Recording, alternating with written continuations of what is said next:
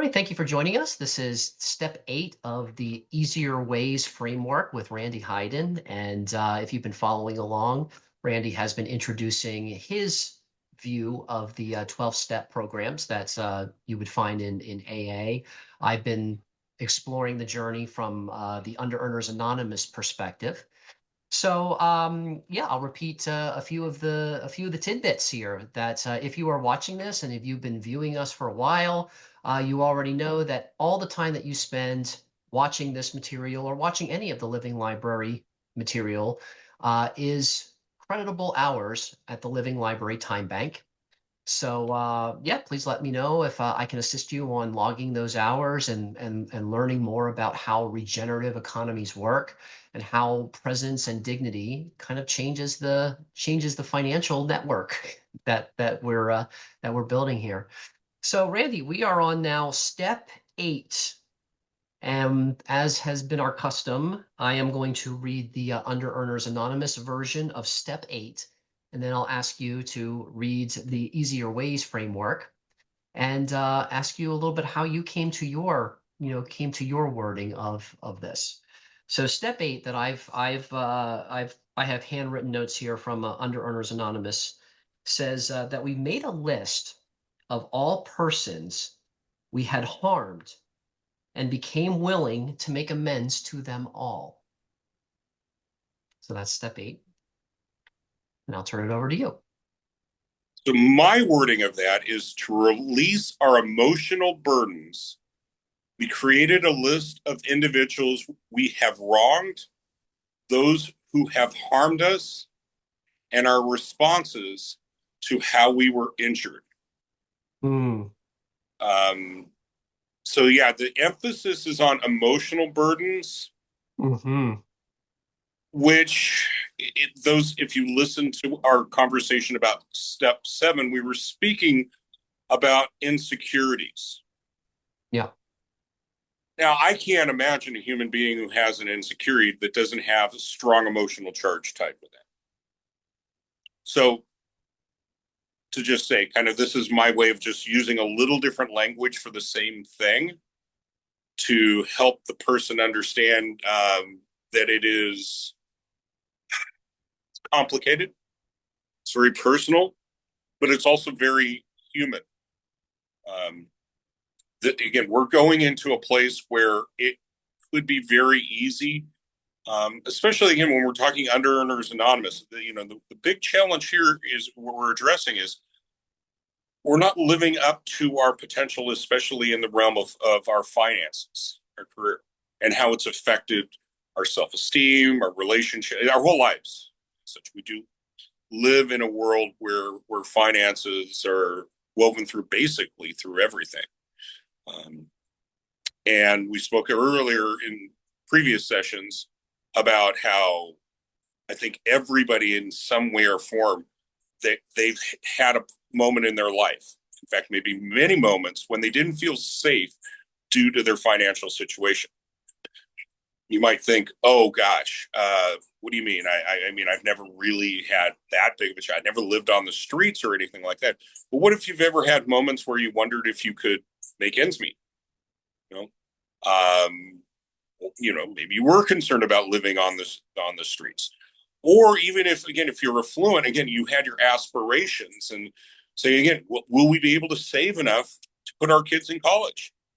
And because of that, because you felt that it was your responsibility to give that opportunity to your kids because your parents did that for you. Again, of course, these are all hypotheticals, but to let you know that if there's ever been strong emotional misunderstandings, again, that cause you to be insecure and you haven't processed that emotional energy yet, that's what we're doing through these processes of these steps.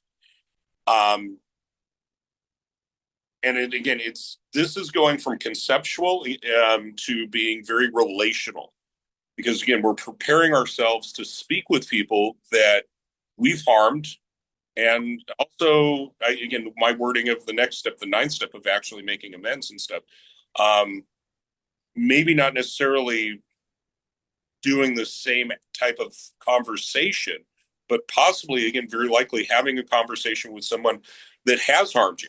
And again, what the whole purpose of this is to unburden ourselves from the thoughts and the emotions that are intertwined to it. Again, so I talked about before is, you know, thoughts are not reality, Yeah. but my thoughts are what create reality.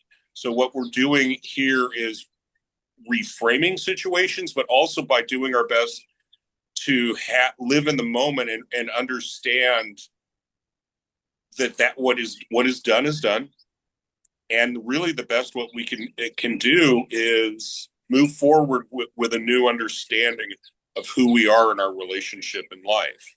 Um, understand that maybe we've violated other people's boundaries. We've allowed other people to violate our boundaries. We may have again kind of violated our standards of behavior.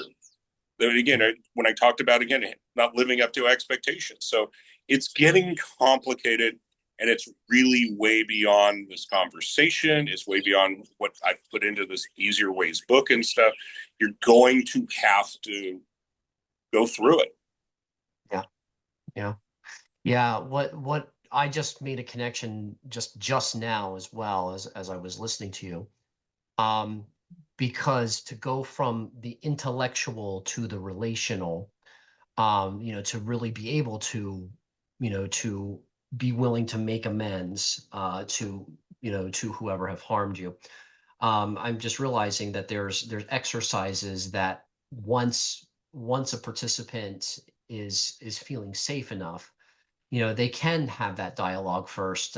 We do this thing uh, in men's circles and with warrior within type circles where, we have a conversation, with someone we might have a charge with, but somebody sits in as that person. And what you do is you say what you need to say to this person, and then you switch chairs, and then you become the person, that has either wronged you or you felt wronged you or whatnot. And it's kind of like that the charge gets dealt with there, and then there's a deeper discernment as to whether or not it might be harmful to try to make amends with this person.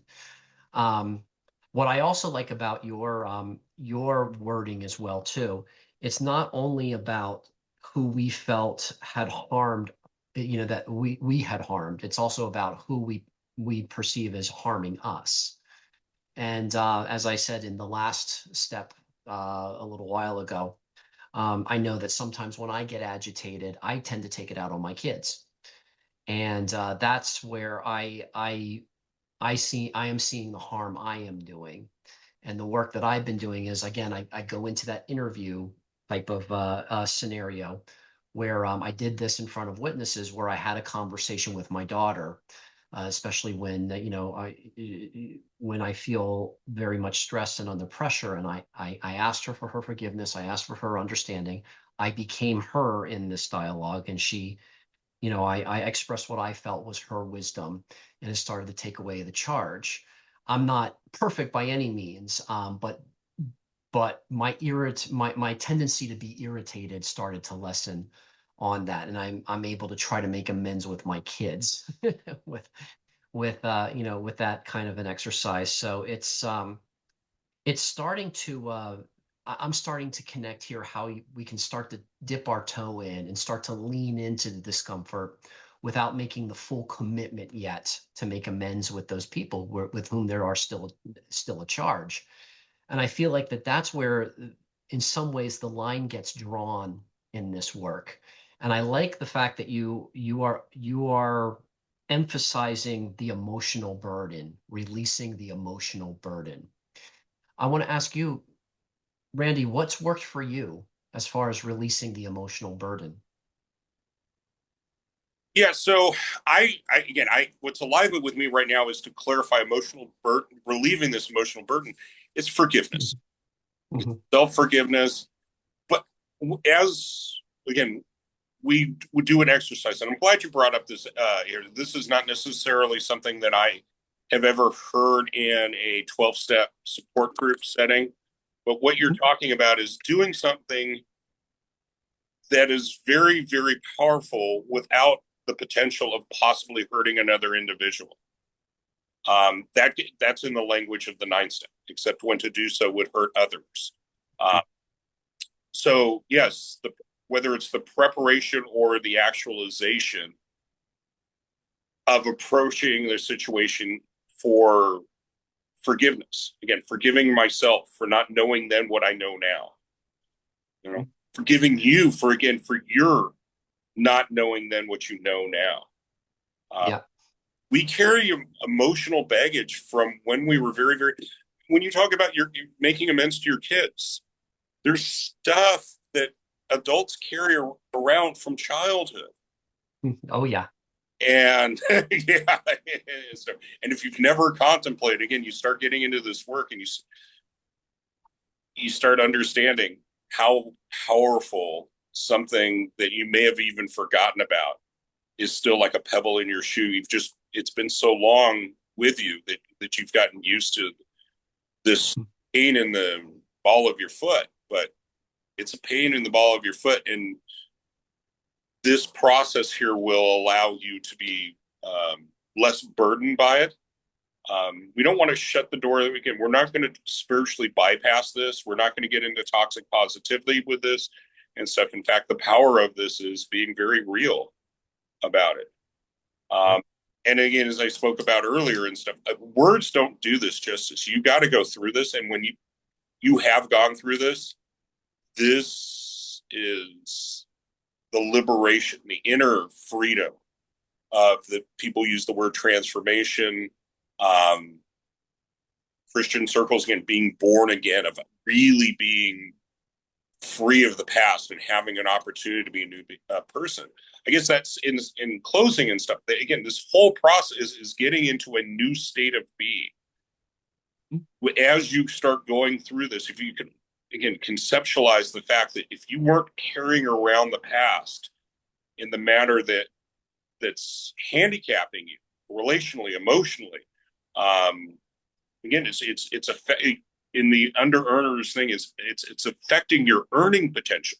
You might not think you are worthy of success in your life, or you may feel guilty. You have this imposter syndrome thing going around. If you didn't carry that around with you, again, it's beyond anything that really any of us can understand. But it will be different, and it's liberation. Inner freedom is the way to describe it. Yeah. Yeah, absolutely. Yeah, and as you mentioned that as well too, looking at it from the under earners perspective, I realized that I don't know if I've made a list of actual people, but I have made a list of events where there was a high emotional charge. And for me, some of the highest emotional charges have had to do work related or professional, in a professional capacity. Um, and as I look deeper at that, and I think about whether or not I was wronged or they were wronged, as I'm going deeper into that narrative or into that story, I'm coming to learn that I wasn't really wronged, but I had wounds that I had to attend to, especially with regards to the workplace. And from my perspective, and from my story, the story I'm telling myself is I worked really hard, and I've never been appreciated for my unique skills that I'm bringing to it. So when I think about doing like an activity where I'm having the dialogue with like former bosses or former coworkers, I don't feel like anybody's wronged each other. But I do feel what I do feel is wanting to be able to connect and see if we've both come to a place where, we've understood, we better understand the emotional charge. Um, and as I'm doing kind of like this work, this integrative work, I'm realizing oftentimes, more often than not, sometimes those people naturally come into my life when I'm doing the work rather than my actively going out and seeking them. But yeah, that's been my experience of actually making the list. Have you ever made that list, Randy? Yeah, can you tell me a little bit about that experience, about what it was like making the list? of of people perceived as harming or being harmed and making amends. What was the process like making the list? Well, it's actually pretty much the same list that you did for your inventory. So if Hmm. you may not miss that episode, the fourth step, fifth step, um, you're going to make a call. The first action you do of your resentments. Hmm. Okay? Hmm. I believe in that as far as also contemplating regrets as well too. Um, because again, what we're trying to do here is change our state of being, and again, that there's emotional charges. There's these intertwined with these thoughts, these memories and stuff that are hindering the flow of life towards our vitality. And they've been with you so again, it's been with you so long, you think that's just the way it is. And until that is dissipated, it will be that's the way it is. But it does again, it's normal, but it's not natural. We're getting closer to our natural state Yeah. before our hurts, our habits, our hangups and stuff, it affect us in an adverse way. There was unintended consequences to it. So again, the list, again, if you've done a four step, you've got a list. Now, Yeah. Mhm. I went again, part of this eighth step was contemplating, did I miss anybody? Because again, now I've made progress. There's been some epiphanies up to this point, and there may be a few situations that I didn't list before, and that's okay. You can always go through the 12-step process again as many times as you see fit. Um, Yeah.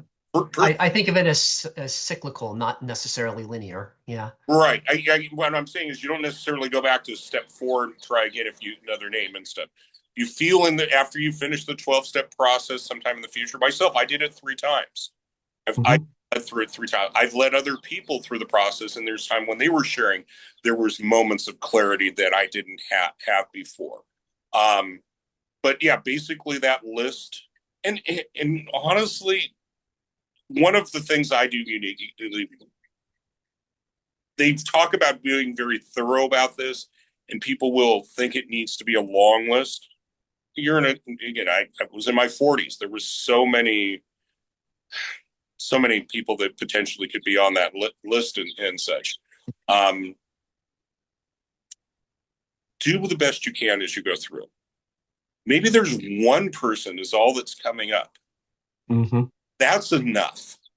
Because again, if you do what will follow this with just one individual, what I've been trying to describe, what you've been trying to describe and stuff goes from being descriptive to being prescriptive. Well, maybe I don't want to prescribe and I don't want to diagnose anybody. I don't want to prescribe the solution, but you will all of a sudden understand what the next indicated step is very, very naturally as you have Yeah.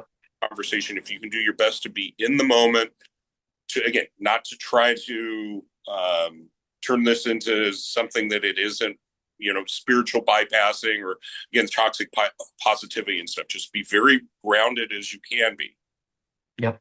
There's going to be what I refer to repeatedly as wisdom. And I don't mean necessarily the wisdom that's gained from a long life. It's not necessarily what Mark Twain would give you, or, that kind of stuff.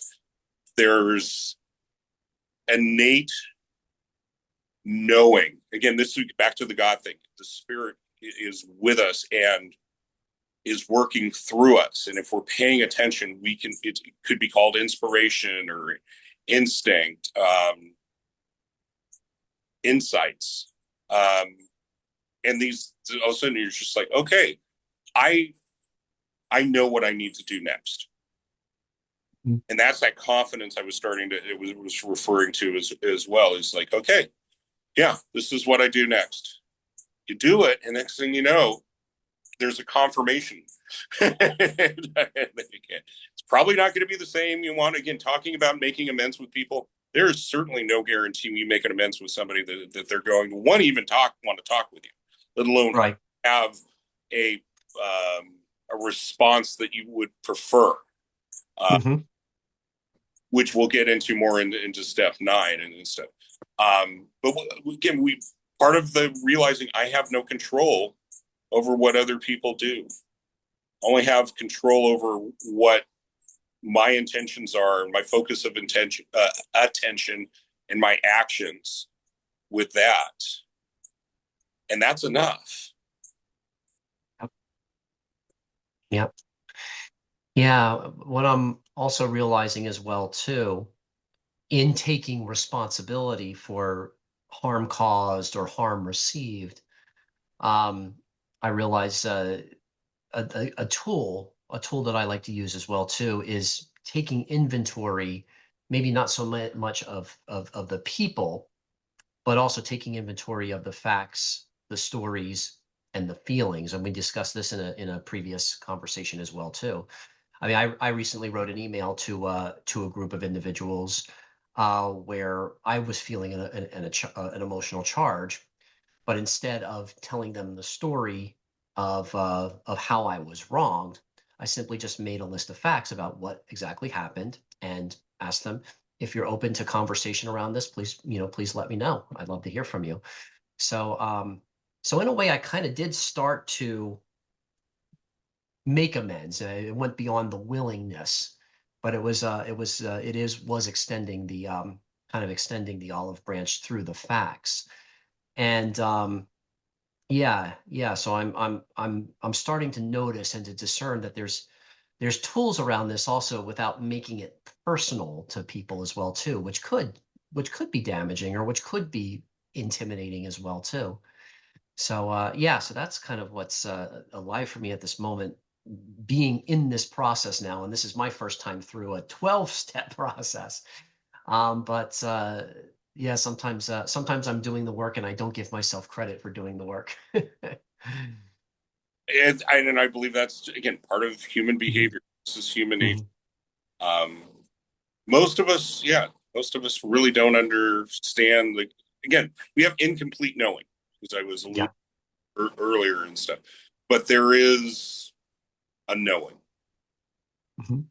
Um, so, despite our reservations that we may have, see that's the other Yep. thing too. This is the irony of easier ways. Okay, the Mhm. easier way is doing the hard stuff that you know you should do. Yeah. Yeah, exactly. So, so we're getting into stuff that very likely an individual knows they need to do. They need to make, Mhm. as I spoke about it in an earlier episode and stuff, how I had borrowed money with no intention to pay it back. I had stolen from people that were close enough to me that would do such a thing, would loan me money, interest free, no deadline with there. But yeah, I abused that relationship, that trust, and betrayed that Mhm. really type of thing. I know I needed to pay back the money, Mhm. but because frankly I was embarrassed by it, I wouldn't face that. And find, another thing we talked about in earlier was recovering the courage to do what we need to do. That's again, if Yeah. you're not necessarily recovering from an addiction per se here, what you are is recovering the courage to live life in a way that you know you need to do. Which again, this Mhm. comes back to a confidence and a self-esteem, a self-respect that money can't buy. And so, as much as we talk about under and stuff, there are certainly people in this world who don't have a lot of money in their bank, if any money in a bank account, that Yep. carry themselves through life with self-respect, with dignity, and they extend that to other people. And frankly, they're the richest people in the room. They have what Mhm. money can't buy. Hey, you can have all the money in the world, you know, um, be a billionaire, but if you don't treat yourself with self-respect, if you don't have I don't know, again, a dignity that you carry yourself with, that you can look yourself in the mirror and stuff, and see somebody that you actually like, that you're proud to be this person, and not just because again of my accomplishments, what I've acquired in life and stuff. I'm proud of the actions I do. Again, back to a state of being. You know, I'm not grandiose, but I'm not in self pity, and that all those words, all those concepts I'm trying to share here comes back to when you talk about accountability. When we're being accountable, owning up for our words, our thoughts, our actions, Yeah, that's something again I think is never formally going to an Underearners Anonymous meeting, but I think that's really kind of the gist of it. Is when we go past. Well, again, if in all frankness and stuff, I'll start getting into something that's really I tread lightly on because I know how Mhm. sensitive I was and stuff. But it's going through Mhm. the victim mentality. Yeah. Yeah. And if I've ruffled some feathers on this, please, it's but it needed to be said. Okay. Mhm. The point in the conversation where we start understanding, I was addicted blaming, more so Mhm. probably than any chemical. And so that's how I found relief from Mhm. these emotional charges and these memories and stuff like that. I would rationalize and justify and deny and stuff to find some way that I could live with myself. And the truth will set you free, but it'll usually upset you very much before you do so. And it's Yes. and having again somebody that you see as an equal, a fellow traveler, a horizontal relationship. When it gets to those points where again I use the word complicated, I guess maybe messy would be something that would apply here. Um, Mhm. yeah, it's really really hard, but again, once you get through this stuff, you come out on the other side. Life is easier. And again, you're Yeah. going to have to trust me. You're going to have to go through this to know this. But anybody who's gone through this process, in their own words, will say the same thing. Yeah. Yeah. And that gets back to what you were saying too about it's not intellectual, it's experiential. And being able to have that support while you're in the middle of the experience is really everything, I think. And we are getting close to the end of the hour here. And this is where I usually like to ask if there's anything that you want to challenge or invite. Yeah, I like the word invite. Invite the listener to something that I am realizing that helped me. And this kind of if you want to go through the prescribed way of making the list, what I've done in the past is I've gone through every year of my life and I thought about, well, who was in my life in that year? And then just writing down the names of the people who were in my life and then writing down whether do I have a positive charge when I think about this person or do I have a negative charge?